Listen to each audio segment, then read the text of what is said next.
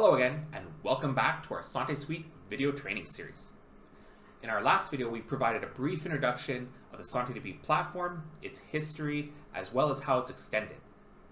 In this video, we're going to take a look deeper into the iCDR and dCDR components and really see how they are designed. Our next video will focus on the information architecture and how data is used to integrate these components together, but for now, we're just going to focus on the software and services part. Once again, I'm Justin Fife, joining you from my office cave, and I'm super excited to share with you the design philosophies and how these components actually work. So without further ado, let's get to it.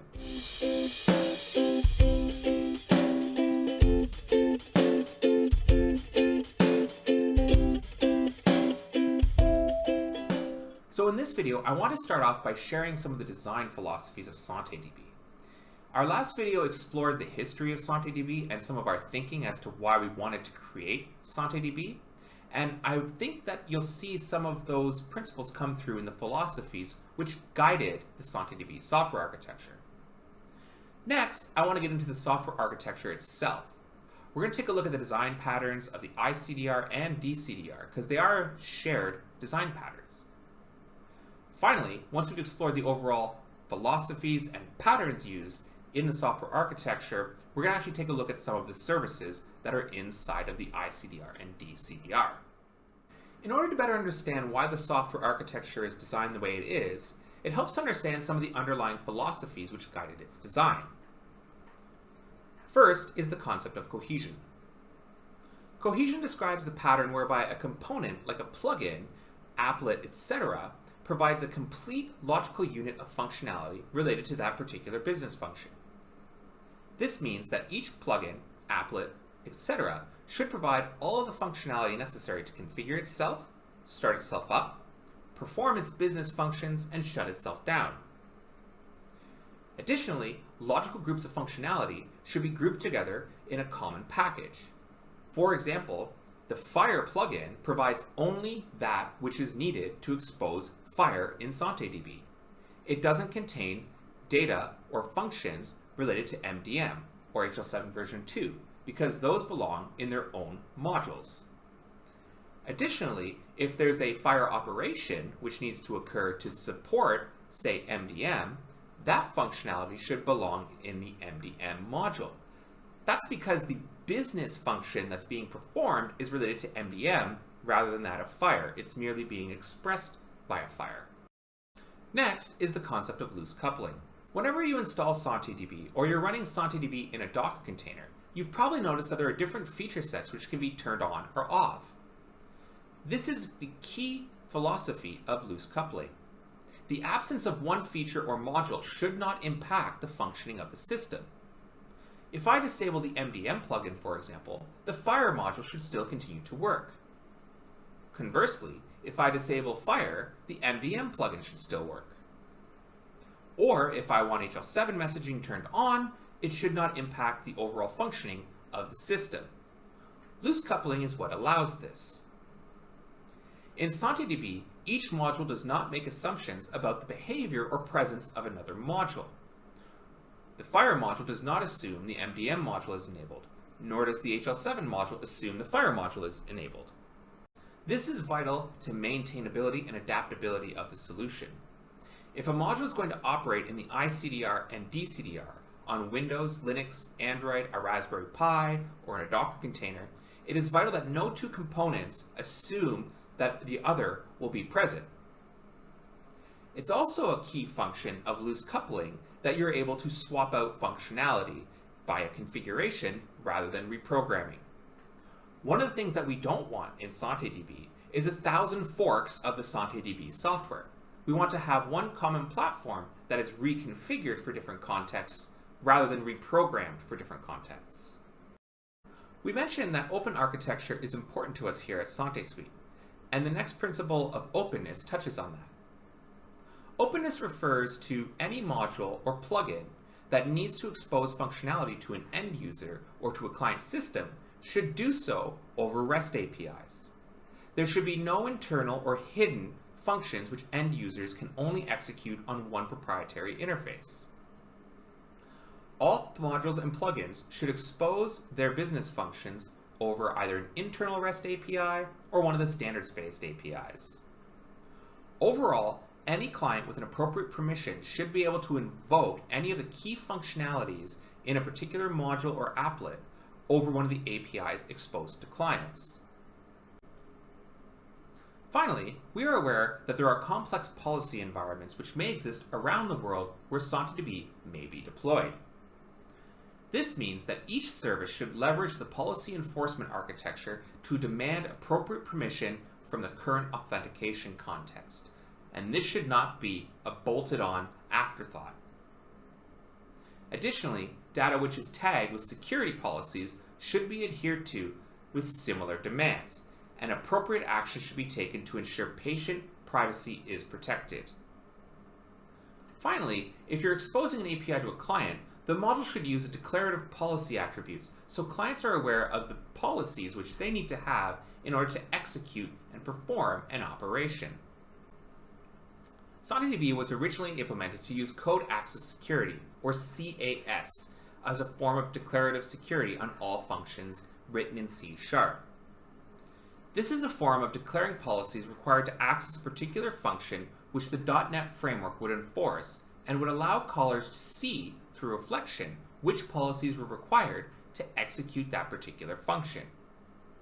However, CAS is not widely supported in frameworks such as Xamarin or Mono, so the SanteDB framework provides its own demand attributes, which are applied by the REST framework. In general, the rule you should remember while implementing SanteDB plugins is if it is a REST contract or a REST operation, you should use the demand attributes so that the caller can reflect what policies are needed in order to call that particular REST operation. If it's a user interface, you should use the demand attributes on the applet widgets, and this will allow the user interface, again, to reflect which policies are required in order to execute or run that particular panel or widget. And finally, if you're writing deep inside of a function some more complex policy enforcement rules, you should use the policy enforcement provider in SanteDB, and those are provided with the standard SanteDB APIs. So now that the boring philosophy stuff is out of the way, let's talk about the actual architecture. In case you missed our last video, at the 10,000 foot level, SanteDB is made up of the integrated clinical data repository and the disconnected clinical data repository. Just to quickly reiterate, the iCDR is deployed once, logically, in a project, and the dCDR can be deployed thousands of times. The key differences in these software packages is that their frame of concern is different. The iCDR is concerned with data management, integration, and sharing, where the dCDR is more concerned with user interfaces, operating offline, and collecting field-level data. Let's take a deeper look into the functionality of the iCDR itself. Since the iCDR is concerned with collecting data from different sources, it can have thousands of clients connected to it, and the software provides a more robust series of options for caching and data storage to match the necessary scaling requirements of that environment. Additionally, the iCDR has functions which are concerned with versioning of data, master data management, publish and subscribe, authentication, and more. You can imagine that the iCDR has to maintain a complex security environment and complex data environment at a nation or provincial scale. And that's what necessitates the iCDR having these functions. Finally, the iCDR itself can run on Linux or Windows or even Docker containers, though we don't recommend using Docker containers for production as the flexibility of the configuration is quite limited. The dCDR is a little bit different. Since it has less of a scope and a lot less clients connecting to it, the scaling and configuration opportunities are more restricted on the dCDR. Additionally, the dCDR provides a series of interfaces for device enrollment, and what that means is it allows clinic administrators to self-enroll their dCDR to an iCDR server through a user interface. This includes options for setting up subscriptions, network optimizations, as well as compression, which is necessary if you're going to deploy this piece of software thousands of times. The dCDR can run as a Windows service, a Linux daemon, a Windows or Linux end-user application, a web server, or as an Android application. So its execution environments are a lot more varied than the iCDR. The term dCDR is less of a single application concept. Rather, you can think of the dCDR as a toolkit on which concrete manifestations of a dCDR are expressed. Each of these solutions is built atop another in what I like to call the tree of SanteDB. At the bottom of the tree, or the trunk, we have our common functions. These are common patterns and services which are universal to the SanteDB platform. Off of that trunk, we have the SanteDB iCDR branch. These are things like the full ADO scaling, master data management, the OAuth IDP, etc. That is, anything that's specifically tied to the implementation of an iCDR instance would be on the iCDR core branch. From the iCDR branch, we have the core server daemons, which can be installed on Linux or Windows and provide granular configuration options. Also, there's a specific Docker host, which loads configurations from environment variables. On the other side of our SanteDB tree, we have the dCDR branch. This branch of the tree shares common functions and adds specific functionality for dealing with disconnected environments. This includes dealing with SQLite, synchronization management, compression, queuing of data upstream servers, etc. Off of that common dCDR core branch, we have another branch, which I like to call dCDR implementations which have to be able to serve out user interfaces.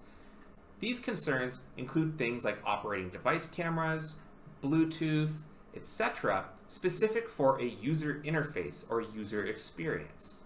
These are where the Android application, the Windows application, and the Linux applications are derived from. On the other hand, the dCDR branch also has a daemon services branch.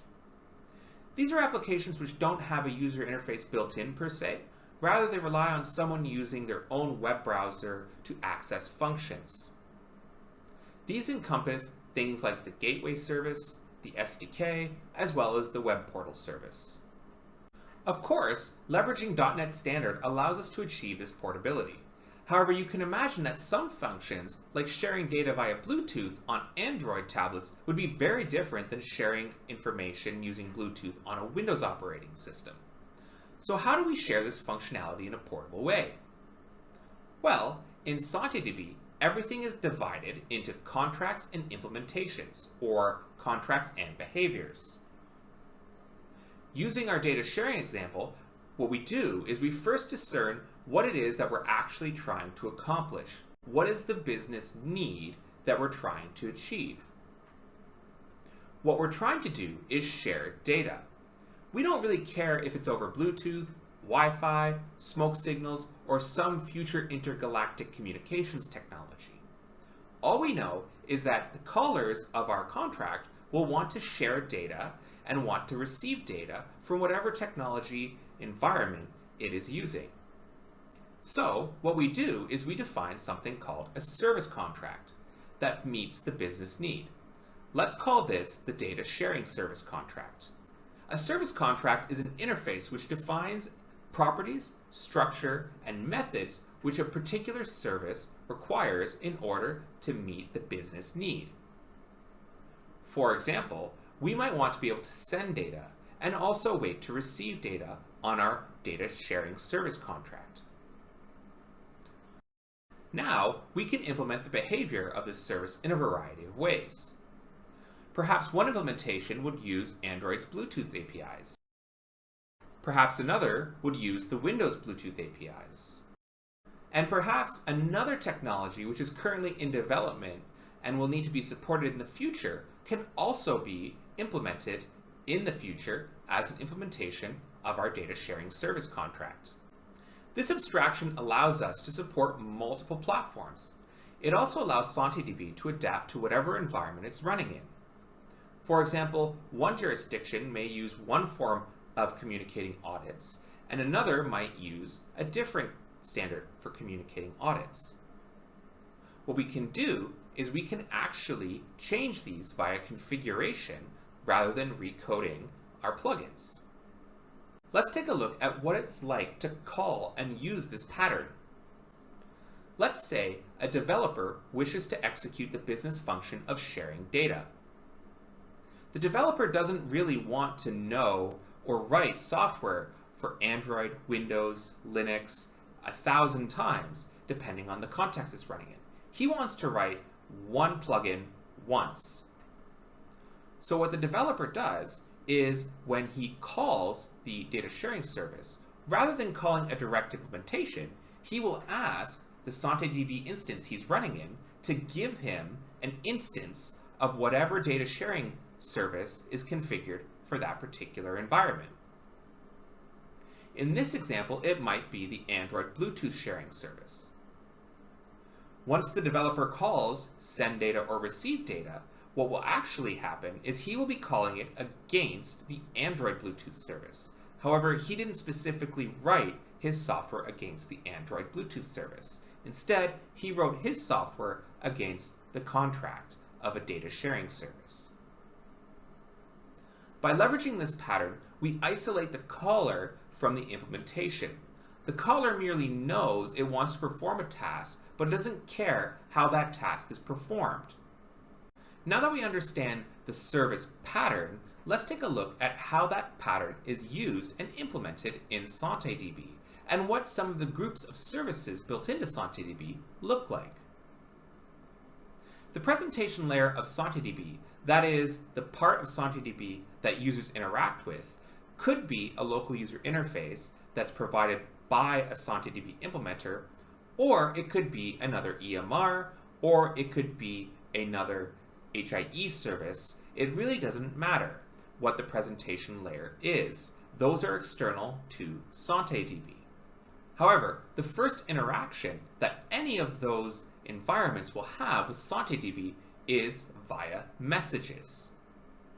That's right, it doesn't matter if it's a SanteDB provided UI, OpenMRS, Oscar, World Vista, etc. They all enter SanteDB at the messaging layer.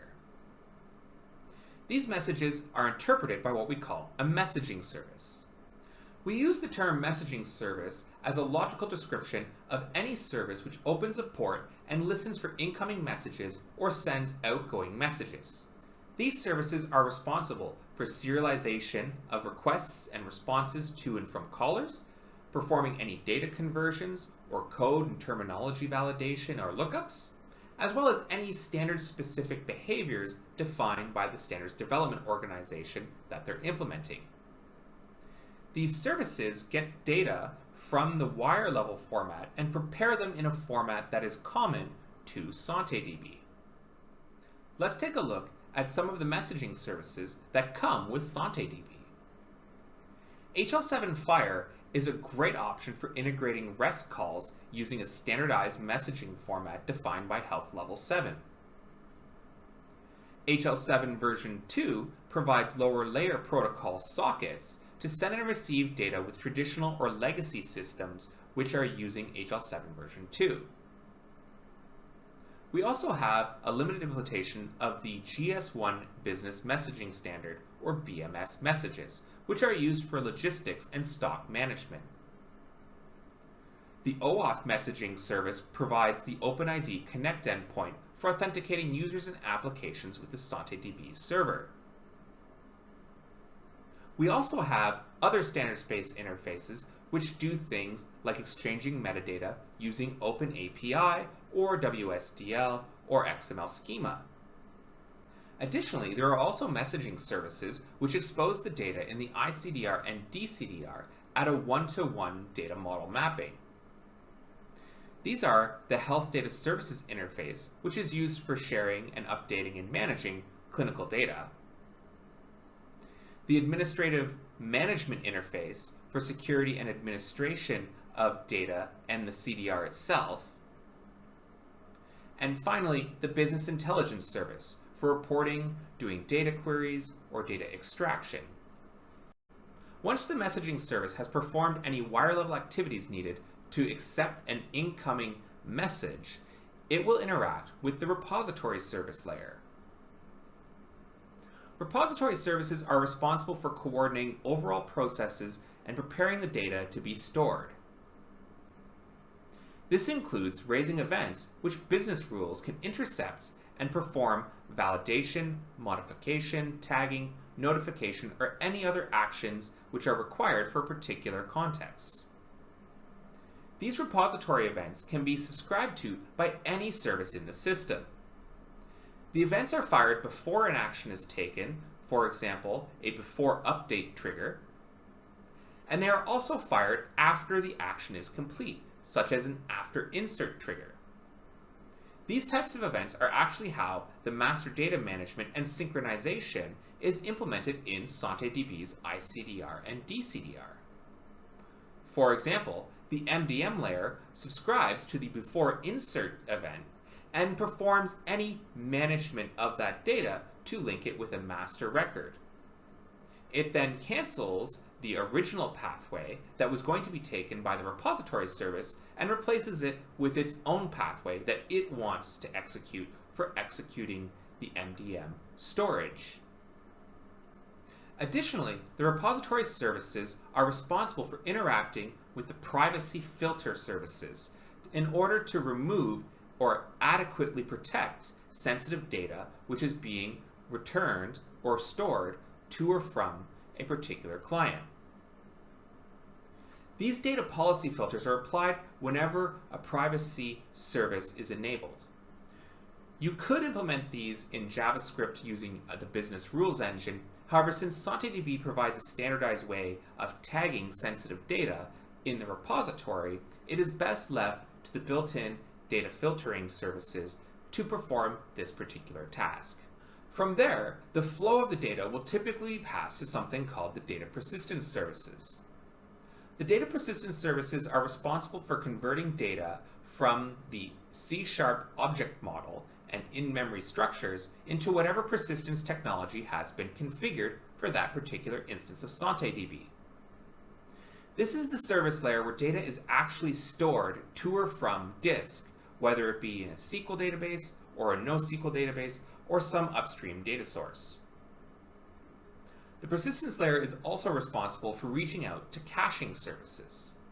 Caching allows us to reduce the load on the storage layer by caching already loaded or stored objects in memory to a shared cache or an in-process cache. The idea here is if we've already just loaded data from the database, there's no need to read it from disk again. SanteDB provides a variety of built-in persistence services which can be used based on the particular use case of that SanteDB service. For large production deployments which require lots of scaling, we use PostgreSQL. For developer deployments or testing, we use Firebird as a storage engine. And for very small, light, portable workloads such as those used in the dCDR, we provide a SQLite data persistence service. We originally implemented the persistence layer in SQL Server using Entity Framework. However, we found that the Entity Framework was poorly suited for our use cases and portability needs, and also was a tad bit slow. So we did what any good software engineer would do, and we found a solution that almost met our needs, and we adapted it. The result is something called the ORM, or Object Relational Model Lite library, which you'll see anywhere that data access is used in C# code in SanteDB. ORM Lite allows us to use link queries and a fast object serializer, and we avoided the overhead of Entity Framework, since we knew exactly how to write efficient SQL for our particular databases. Now, those are just the built-in data persistence services. There's nothing preventing developers from writing their own data persistence services that use different database technologies like Oracle or SQL Server, or even a NoSQL-based persistence layer like MongoDB. It really is up to plugin implementers to write a persistence layer that would suit their business use case or their functional use case in their particular contexts. So there you have it, the overall service relationships within SanteDB. There's no hard and fast rule that services must be called in this order, or data must be passed around in this way, or that services can only be related in this particular manner. Messaging services, for example, can interact directly with matching services or the data persistence services. It's just generally not what we do when we at SanteSuite write software for SanteDB. That's why this is really just a pattern which is designed to help you understand how data flows through the SanteDB software. There are also lots of other services which are used in SanteDB, but I kind of fit these into the ancillary service or cross-domain services since they impact all areas of the system and are really called on-demand. They handle things like matching, archiving of data, merging data, managing applets, a lot of other functionality which if we got into them, unfortunately this video would be a lot longer and it would be like a bad horror movie. So as a wrap-up, what I want you to take away from this video is that SanteDB's software architecture is built on a series of design philosophies which help us adapt SanteDB to different environments. We use service contracts and service implementations in order to abstract away implementation from business function so that our system is loosely coupled and can be adapted to different use cases. Finally, I want to impress upon you that services can be grouped together as logical types of services which have a general call structure and call flow through the software itself. In our next video, we're going to explore the information architecture in depth, and we'll see how that information architecture helps our software architecture share data in any context in order to reduce the coupling to a particular healthcare vertical.